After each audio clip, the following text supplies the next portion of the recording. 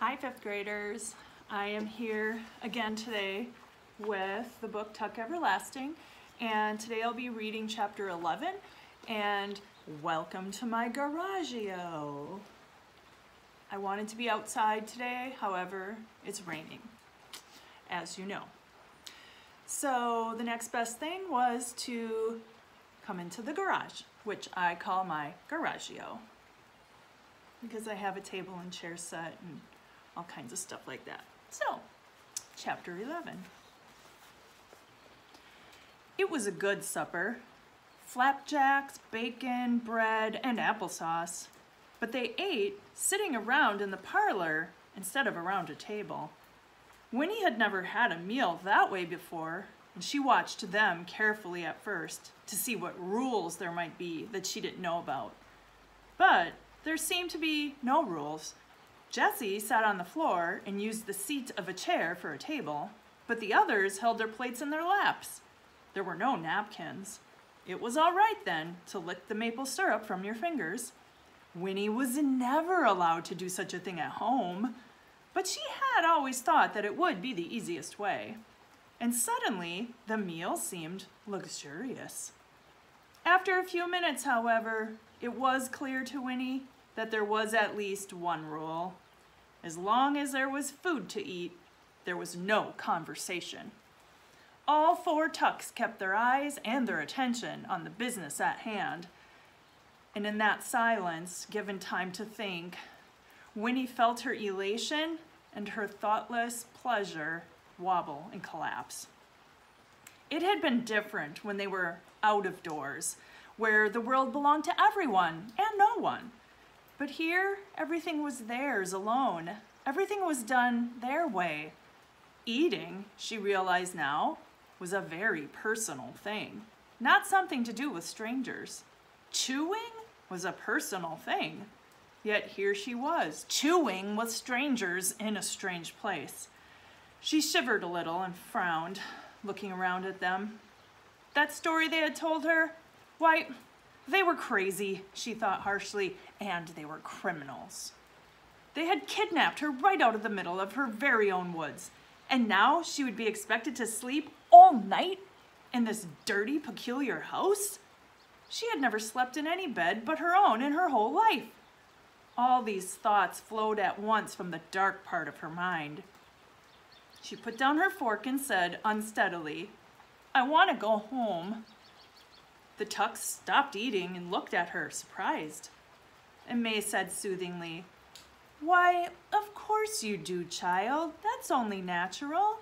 I'll take you home. I promised I would. Soon as we've explained a bit as to why you got to promise, you'll never tell about the spring. That's the only reason we brung you here. We got to make you see why." And then Miles said, cheerfully and with sudden sympathy, "There's a pretty good old rowboat. I'll take you out for a row after supper." "No, I will," said Jessie. "Let me. I found her first. Didn't I, Winnie Foster? Listen, I'll show you where the frogs are and—" "Hush," Tuck interrupted. "Everyone hush. I'll take Winnie rowing on the pond. There's a good deal to be said, and I think we better hurry up and say it. I got a feeling there ain't a whole lot of time." Jessie laughed at this and ran a hand roughly through his curls. "That's funny, Pa. Seems to me that time's the only thing we got a lot of." But May frowned. "You worried, Tuck? What's got you? No one saw us on the way up." "Well, now, wait a bit. Yes, they did, come to think of it. There was a man on the road just outside Tree Gap, but he didn't say nothing." "He knows me, though," said Winnie. She had forgotten, too, about the man in the yellow suit. And now, thinking of him, she felt a surge of relief. "He'll tell my father he saw me." "He knows you?" said May, her frown deepening. "But you didn't call out to him, child.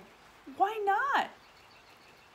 "I was too scared to do anything," said Winnie honestly. Tuck shook his head. "I never thought we'd come to the place where we'd be scaring children," he said. I guess there's no way to make it up to you, Winnie, but I'm sure most awful sorry it had to happen like that. Who was this man you saw?" "I don't know his name," said Winnie, "but he's a pretty nice man, I guess. In fact, he seemed surprisingly nice to her now, a kind of savior." And then she added, "He came to our house last night, but he didn't go inside." "Well, that don't sound too serious, Pa," said Miles. "Just some stranger passing by." "Just the same, we got to get you home again, Winnie," said Tuck, standing up decisively. "We got to get you home just as fast as we can. I got a feeling this whole thing is gonna come apart like wet bread. But first, we got to talk. And the pond's the best place. The pond's got answers. Come along, child. Let's go out on the water." So, chapter 11. Winnie had forgotten about seeing the man in the yellow suit on the road when May and Miles and Jessie were taking her out of the woods. She had totally forgotten about it. But now she remembers. Winnie's feeling a bit uncomfortable being in their house all of a sudden. She's realizing that she is going to be staying overnight all night in their house, away from her own house, away from her own family and mother and grandmother, and probably thinking about, wondering what they're thinking in this whole thing with Winnie being gone. So, some things to think about. Tuck is going to head out onto the pond in the boat to talk about life with Winnie and to try to make her understand why she tried to make her understand a little bit more about the spring and the water. That is the end of chapter 11.